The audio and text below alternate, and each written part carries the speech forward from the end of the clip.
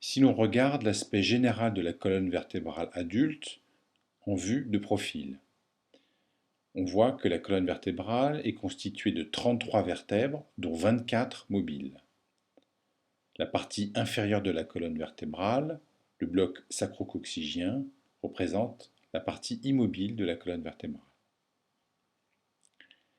La colonne vertébrale est constituée en premier du rachis cervical, formé par l'empilement de 7 vertèbres cervicales, nommées de C1 à C7. C1 étant aussi nommé l'atlas. Les vertèbres cervicales forment une courbure à concavité dorsale que l'on appelle la lordose cervicale.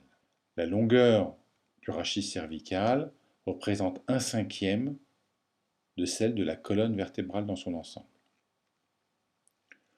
Le rachis dorsal est formé par 12 vertèbres qui vont constituer une courbure à concavité ventrale.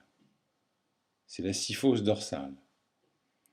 Le rachis dorsal représente 2/5 de la longueur de la colonne vertébrale. Le rachis lombaire est constitué de 5 vertèbres formant une lordose.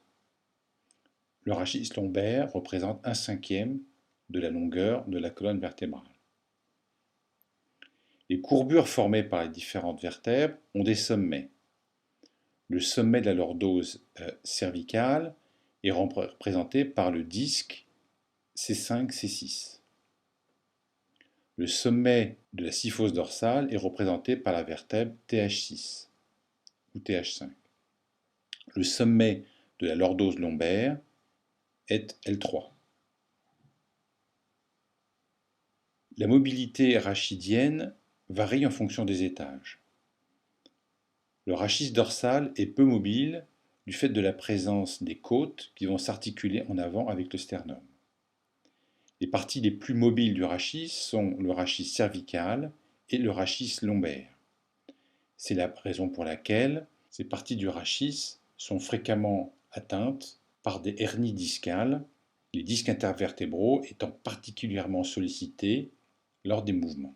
Il existe 3 types de mouvements: la flexion du rachis et l'extension du rachis. L'extension est limitée car les épineuses des vertèbres se touchent. Enfin, il existe des mouvements de rotation et d'inclinaison latérale.